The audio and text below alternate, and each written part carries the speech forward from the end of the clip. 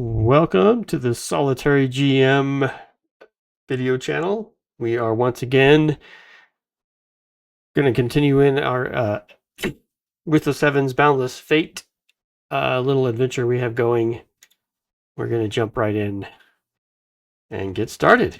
So, as you recall, our character Arterik has been through the Yeross, the furnace, was not successful. Spent a week recovering from his injuries, and now owes the inn some money. So he's trying to figure out how he can earn some money now. At this point, he did meet a few folks in the inn while he was there.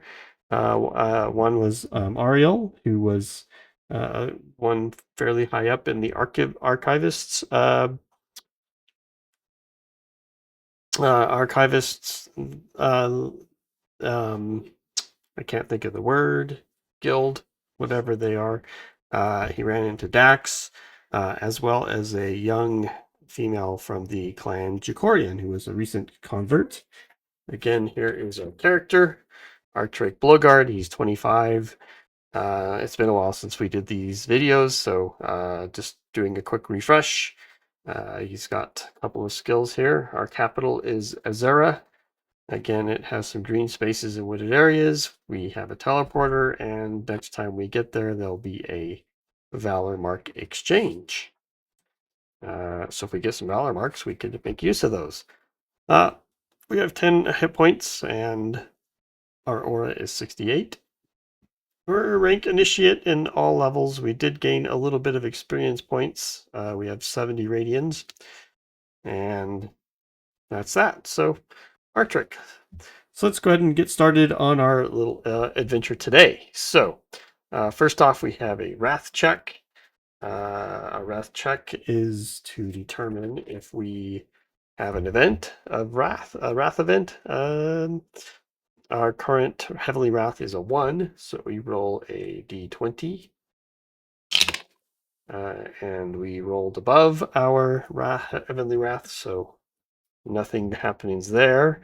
We do need to initiate our next story arc, which we are on our way over to visit the Archivist headquarters today to follow up on the meeting request that Ariel presented to us while we were in the inn. So I have that story arc notated right here. And Ariel is the character involved. We do have this curse and illness hanging out there that we're going to do something with at some point as well. So that's our new story arc. So as we are starting a new story arc, we roll the twist die to see if there's a twist.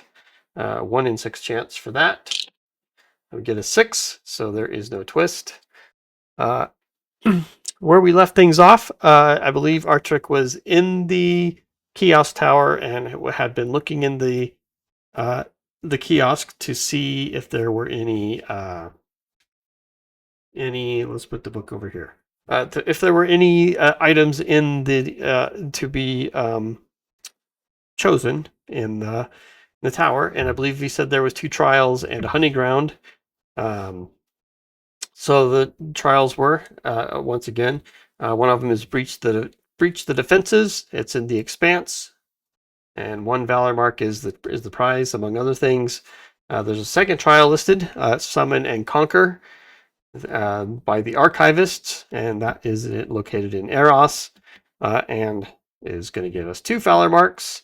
And then there is a hunting ground, subtropical forest, and large. I believe that was owned by one of the factions, so we don't have that as an option, if I recall. But I didn't write that down, so I guess we could choose that if we'd like. But Arterik has decided to accept trial number 2, the Summon and Conquer for the Archivists. He selects that one on the screen, which moves from the available missions to the current missions. He clicks the new tab that has appeared for current missions and sees the 1 trial listed that he just selected. So he clicks on it and sees a screen full of this info right here. and it is the info about the trial. The type is a summon and conquer. The aesthetic is a mastery. Gets 2 valor marks. It's not timed. Location is Yeross. The Archivists are the ones who claim this particular trial. How it is accessed, it says to arrange your own travel, and it's in the city of Yeross. In particular, stop in at the Archivist HQ. Interesting. We have a meeting there. So he's like, wow, that's very nice. Trial status, the information has been transmitted, so the archivists are aware that this trial has been selected now, and that Arterik is the one who has chosen it, and it has not been completed yet, as we can see. So that's the information he sees, so he checks the details carefully, wondering what a summon and conquer trial is like, and then steps away. The screen immediately returns to the default screen. Checking the time, he realizes he has some time to kill before noon, and steps out of the tower and decides to explore Yeross for a bit. He wanders through the market for about 2 hours, past theaters, many vendors of various goods, which he takes some time to browse through a few of those. Smells from the various restaurants fill the air in places, and he realizes shortly thereafter he has no idea, after he's been browsing around for a few hours, he realizes he has no idea how to get to the ridge where the Archivist HQ is found, at least from where he currently, in fact, he's not sure where he's at in the market. So he stops and takes a look around, trying to get his bearings. And here we're going to do a little role play event to see how we can find our way to the Archivist HQ. A couple of rules in the book when we're wandering around Yeross. We can do int checks to find our way. If we succeed, these are all standard target number 12 things. If we succeed, then we will find our way. We'll probably need to pass a few of those to actually get to the Archivist HQ. If we stop to talk to anyone, we'll need to do a presence check because there's lots of different cultures in Yeross, and they're all a little bit, if you're new, it's a little bizarre for you, and they're not super eager to provide you with information always, and that is why there is a presence check. So if you succeed, they will give you information, and if you fail, then they will also give you information, but it will not be correct information. So, seeing how he is looking around, I think he's going to, let's see. I think we will see if he feels like he knows which way to go. Let's see if he does. So I think that is probably a likely thing. He feels pretty confident, so at least he thinks he does. So let's see if we got to beat like a 8 or so. We got a 7. I guess I better actually look what we have to beat. Maybe we only needed to beat a 6. That is in here.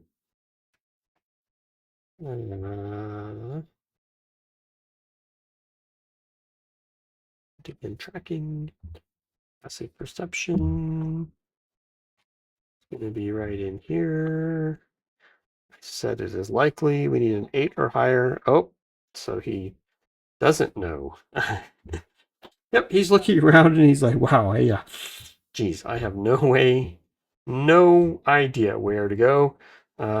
Maybe I should ask someone. So he looks around and locates a fellow that looks hopefully a little friendly. Excuse me, sir. Yes, I seem to have gotten lost. I'm trying to find my way to the ridge from here. I wasn't sure which way to go. Presence check. We get a 17. So that beats our target number 12. And he says, "Oh, the ridge. Yes. When I first came here, I was a little lost as well. So I can understand where you're coming from. Especially in the market here, there's lots of twists and turns. It's really easy to get turned around.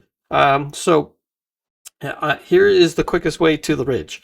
You want to go down this road right over here, between those two stalls. Yep, and there's a little alleyway back there. Yep, go take a right in the alley, follow that down until you see The hat shop. Yep. Which hat shop?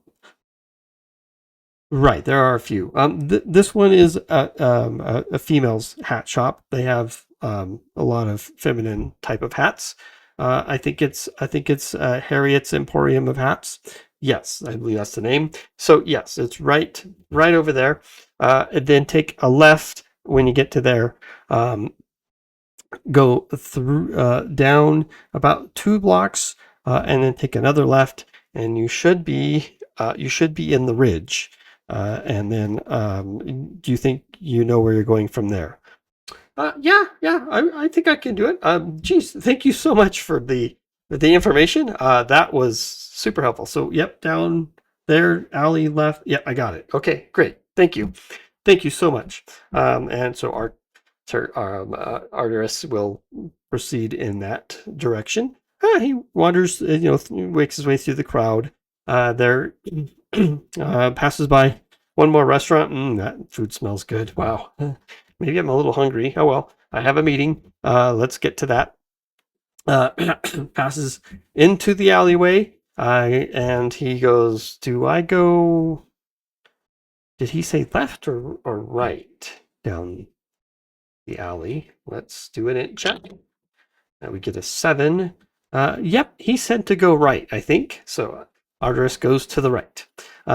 Goes walking for a ways. He goes, now we should see a hat place coming up here very soon.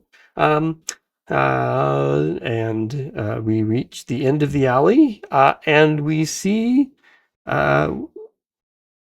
see a movie theater. He looks around the next to the movie theater on the corner. No, there's no hat shop. Oh my goodness. Did I go the wrong way? Uh, I must have. I'll turn around and go the other way. Okay. So, geez, he looks at his clock. Well, I better hurry. So he kind of walks a little faster. Back down the way he came down the alley. Gets back to where he entered the alley, and then continues on straight to the other end of the alley. And then, oh, look, the hat shop.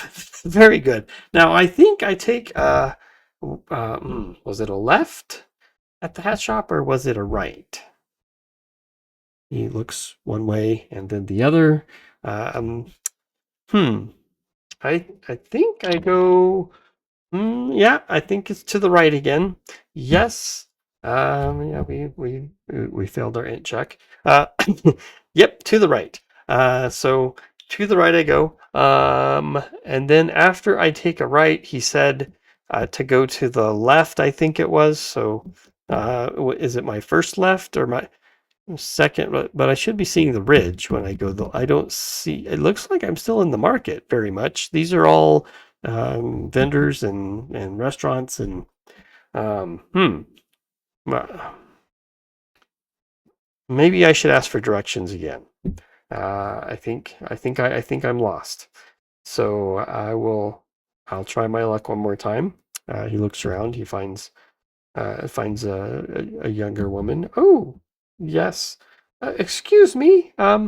Yes. I am trying to find my way to the ridge. I got some directions, and I think I got partway there, but I seem to have made a wrong turn. And I'm kind of lost. I'm not sure where I go from here to get to that section of the city. So I was wondering if you could help out. So pre-check. We rolled a 1. Ooh. And when we roll a 1 on a check, there is a problem. There is a problem. The core rules. That is right up here. Past these symbols, morale checks,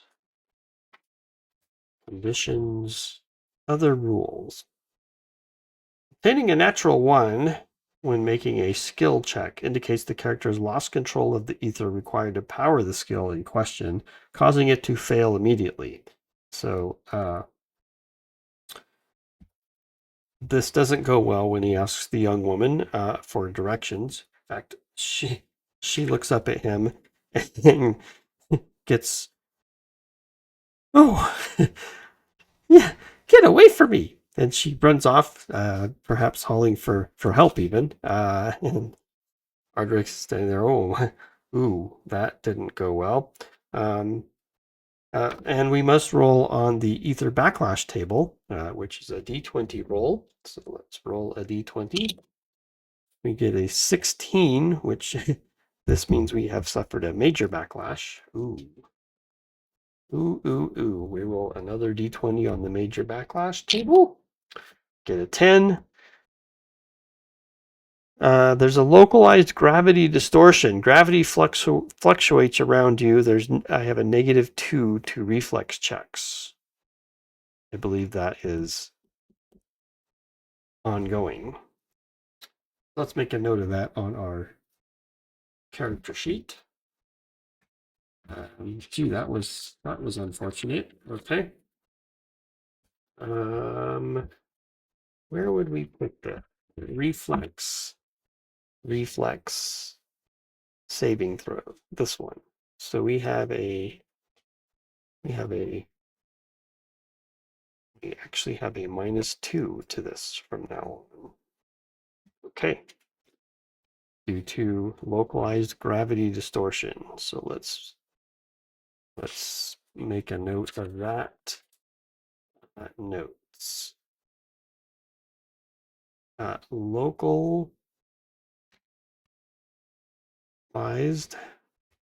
gravity distortion. Okay. So we're going to have to overcome that at some point. Okay. So yes. she doesn't even stick around to answer his question. So he is still lost at this point. So he decides maybe he will see if he can find someone else. He goes, maybe the guys were better to ask. I seem to not have good rapport with, at least in the market here. There's a young gentleman. Let me try to ask him. I get a 5. So yes. Excuse me, sir. I'm trying to find the ridge. I seem to have gotten lost. I had some directions, but I guess I didn't follow them correctly. So how do I get to the ridge from here? And the gentleman looks up. Oh, yes. Well, yeah, right. So you're new here? Yeah, as I expected. Well, that's very simple. You will just go back the way you came. Yep. And when you get to the alley, you're going to want to take a no, that means you've went too far. So back up a little bit, take the street. Yep, take a left down the street. You're going to want to follow that for about 1.5 miles.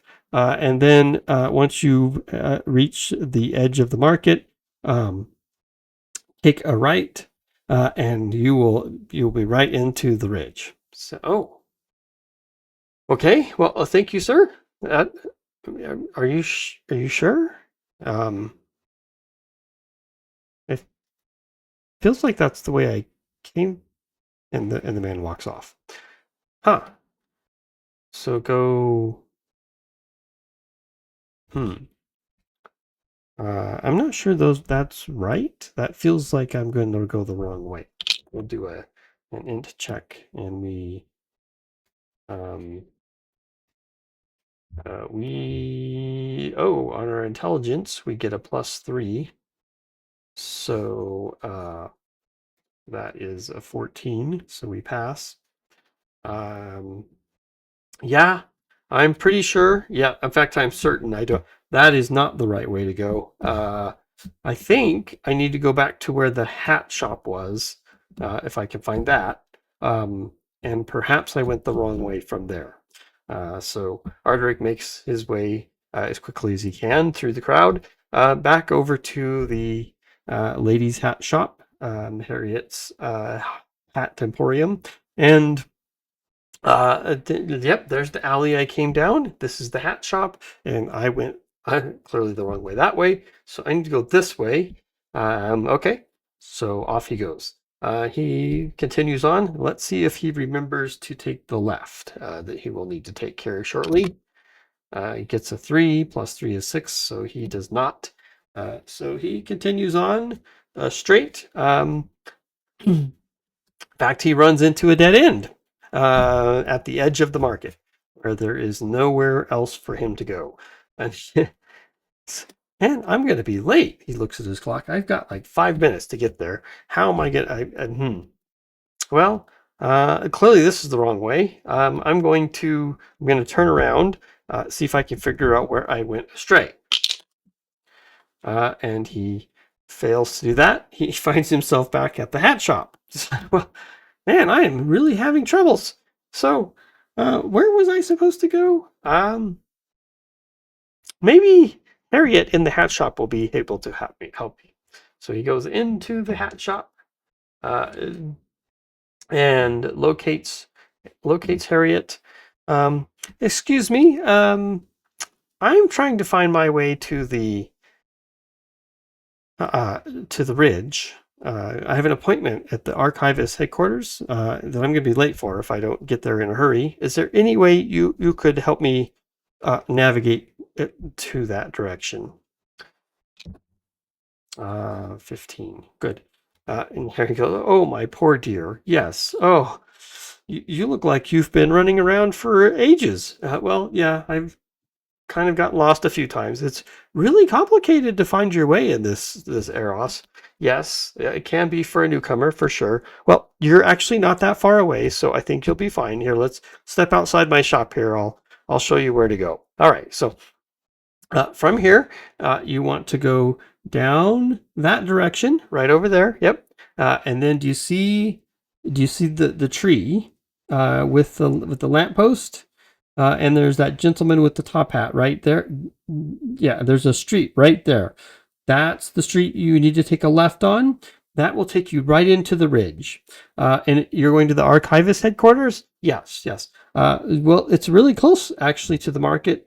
When you get in, take the first right and go down about a block. Take a left about one more block, and then take a right. I think you'll find the front door to the Archivist right there. So you want to go up there to the guy with the top hat, take a left there.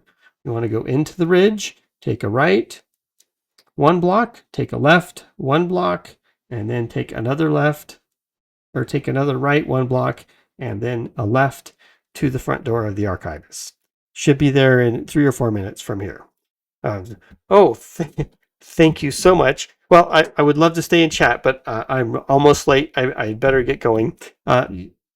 If I get a lady friend, I'll bring her to buy a hat from you because you've been more than helpful. Thank you so much. And off Arterik goes, and he locates where he needs to turn right, and he goes his 1 block, and he was repeating the directions as he walked. So he does make it the right, and then another right, and now it starts to look familiar because he has been here before. Yes, there is the entrance that I found. Okay. Whew. I'm so glad I got there. He looks at his clock. 1 minute to go. That was close. Okay. Goes to the door, knocks, and let's see. So finally, the door to the HQ. Arterik thinks to himself. He checks the time. Well, now I'm a minute late. Darn it. He tries to open the door, but it's locked. So he knocks. And knocks again.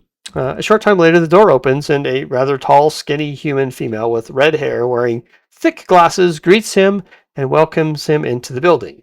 She shows him a waiting room and then disappears down the hall and around the corner.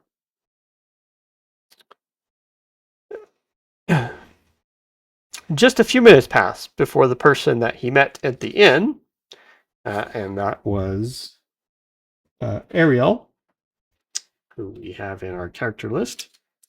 Ariel enters the waiting room and invites him into her office. So he stands up and follows her into a small room with a desk, a small table, and some chairs. She takes one and indicates for him to sit in the other at the table. Well, I'm glad you chose to come by. My name, as you recall, is Ariel. We have a need to hire someone as a security guard for a few months, and we are willing to pay for the service. Are you interested?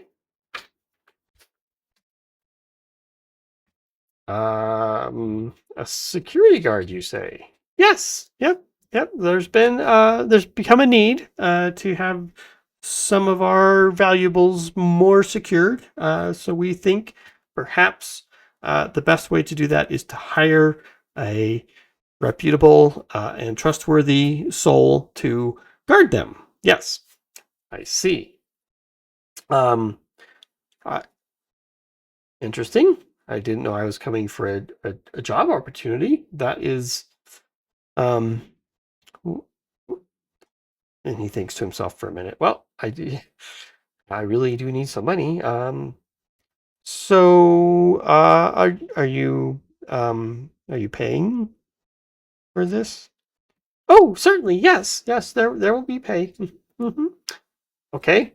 And how long will I need to guard the things? Oh, we're gonna need you for several weeks. Yes. Mhm. You you will be able to stay the whole time, right? Sure. Yeah. Uh, will there be meals provided? I think it's more than likely meals will be provided, and there is. Yes. Yep. Yes, there'll be meals. We have a menu of things so you can have change up what you eat on occasion. So we'll make sure we do that. Um, and then is there any breaks? Maybe 50-50 on that. Nope, no breaks. So yeah, you'll have to eat on the job. We can't have anyone step away. You'll have to be there all the time. Ooh, okay. So that's interesting. Is there? Uh, I hate to ask, but how much pay is there? Oh, right, pay. Let's see. Well, it would be 4 um, crystals, but it's not just crystals. Uh, the I always forget the name of the crystals in this game. 299. They're like M and G and A. That much I remember, but I do know where to find it in the book, which is half the battle. We have arrow crystals, gero crystals, and marrow crystals. So I got a 4. So we should probably determine which of these that is. I would say it's most likely gero crystals, but we will roll. So I think we'll use a d6. So 1 is the arrow crystals, and 6 is the marrow crystals, and 2 through 5 is the gero crystals. You get a 5. So it's 4 gero crystals a week. Excuse me. 4 gero crystals a week. That is what the pay is. So 4G per week. Yeah, and how many weeks did you say we were going to be continuing on? That was not a big number. That's not a big number. We don't want to vote 14. That's good. We're going to need you for about 14 weeks, I think. Ooh, 14 weeks. So 14 weeks. And there's no breaks?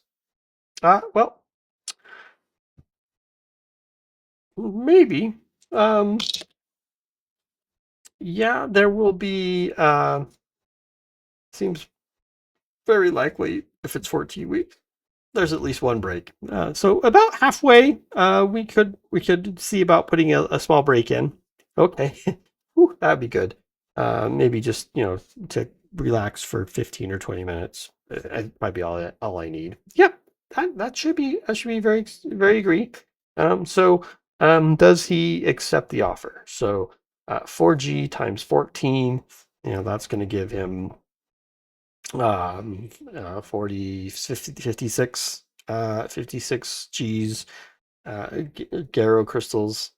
That will be almost enough to pay off the inn, I think. I have the value written down somewhere of how much he needs to pay them. Um, and have a little left over even, perhaps. So he thinks about it for a few minutes. I think it's extremely likely that he will accept this offer. So let's see. A 17. Oh, yes. He doesn't even think very long. He's like, yes, I will accept the offer. When should I start? Ah, yes. You should start. Let's see. I don't think it's today. Let's see. Pretty sure it's not today. It is not. It's probably most likely tomorrow or soon at least. So maybe in the next day or two. That seems extremely likely. Nope, it's not in the next day or two. Maybe it's in 4 days.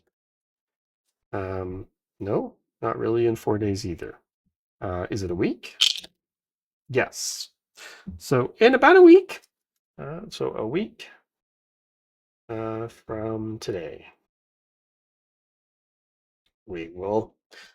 And yes, we accepted the offer. There is a break at 7 weeks, or at the 8th week, rather. Good. Well, okay. So I guess I'll be back in about a week do I just come here? Yes, yep, just come right in here. Same door you came in before. I may not be here, but my assistant will be sure to escort you to where we need the item that is to be guarded. Okay. All right. Very good. Oh, before you go, yes, I see you also selected the trial that we submitted, so we were thrilled to find this out. I do want to wish you good luck, and I hope you come out successful when you decide to undertake this. Also, when you do, just stop by the office here, and our greeter, the same one that I just mentioned, yeah, she will direct you to the trial grounds, and you can do that. Although you'll probably need to wait about 14 weeks. Unless you're going to do it in the week that you have off. But that's your choice. But you can't do it during the 14 weeks. That would be, you'll be busy, obviously, so that won't work. Okay. Well, it's very nice talking to you. I will see you in about a week then. And thank you. This will be my first job as a ascendant in the Ruthless Heavens. So I'm on the way, I guess. All right, good. So he gets up and exits the building, and about there is where we are going to stop for today. When we pick it back up, we will. I'll see if there's anything he wants to do for the week that we have off, and then we will jump right into the 14 weeks for the guarding whatever it is we're going to guard, and we'll determine what that is as well. I did want to, before we exit, I did roll up what the summon and conquer mission is going to be like. So I just wanted to go through that right quick. So summon and conquer, the way that works is there's a monster that will be summoned, It's not there while you're doing the trial necessarily, but the monster that will be summoned, if he's successful, is the Dread Senge Stalker. Ooh, dreadful. Uh, and with its burning limbs, the Dread Senge Stalker pursues its targets by unyielding instinct. With overwhelming force, the charred vines ignite the air as it delivers its crushing blows. Ooh, shivering. So yes, the Dread Singe Stalker. It is an elite medium plant. Has 90 aura, plus 2 on its saves. Has 120 hit points, a defense rating of 16, speed of 10, stealth of 10. It has 2 actions. Its action types are Inciting Strike, which this one, when they hit, it will do a type of damage that you would roll up randomly, which we would do like the first time, and then that would be the same it would always do. But if it lands, it also burns you and gives you a burning condition. So that is where the burning aspects of the description comes from. There's also a bullseye, a hobbling hit, and a slam. Those are its actions it can do, and it has 2 traits: overwhelming and reassuring.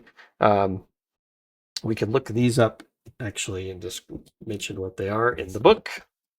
We do have a little bit of time.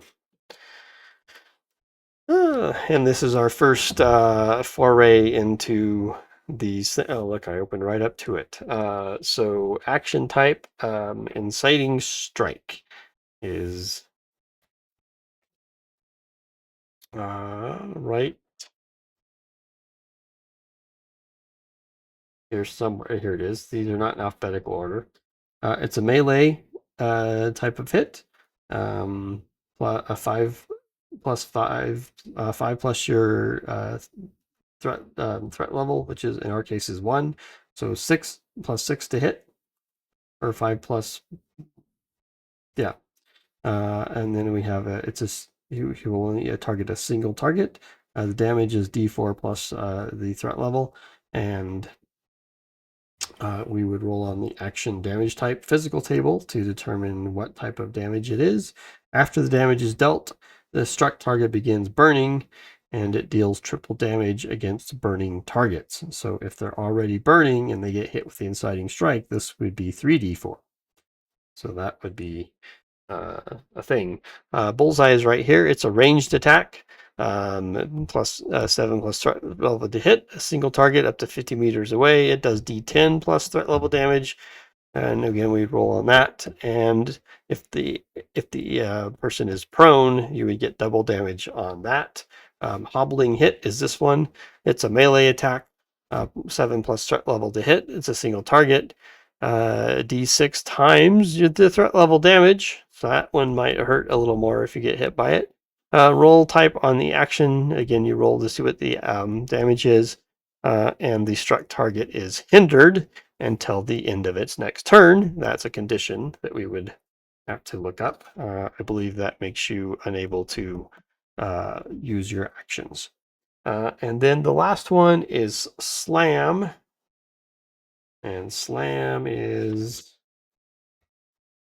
right here. It's a melee attack, plus 5 plus the threat level to hit a single target. It's D8 times the threat level damage, and that's all it is. You would roll on the damage type, and we would just do that the first time if we were to fight this one, but we don't have to fight this one, so this is good. That is all that. The entity nature is tolerant. I don't really know. So if we look up the Summon and Conquer,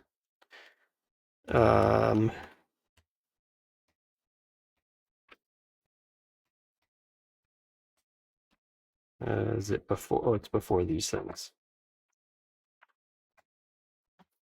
After the sector events, I think. Yep, Summon and Conquer.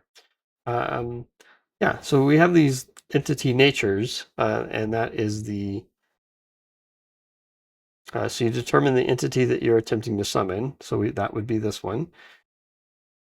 Then you roll on the entity nature table.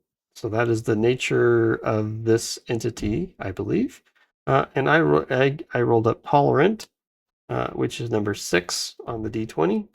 So I was not sure how to use that, but I think what I've come up with in this case, that this entity is tolerant, so he is going to be a little easier on these entreatments if we don't quite make it fully there. He will give us a little slack. So I think that's what tolerant means. And we will succeed in summoning him. And there's a table that we get to roll on with what benefit we get. But he will give us that benefit even if we don't fully do these entreatments, but we get close enough. So the entreatments that we need to do is erase a rival. So we have to roll up another elite rival, and we need to fight that one. And I have rolled that one up as well. Maybe I will just give you the name of the rival monster that I have rolled up, and he has a description as well. But the monster that I've rolled up that we're going to have to fight as one of the entreatments is the Murmuring Bone Imp. So when we go to do this trial, we'll have to fight. Doesn't say defeat. I want to make that clear. That's the verbiage in the book too. We'll have to fight an elite rival, and it's going to be the Murmuring Bone Imp. So that'll be one. Then we have to do a demonstration of spirituality. So we need to pass a hard SPI check. A hard SPI check, I think, is a 14, I believe, target number. We'll double check that when we actually go to do that.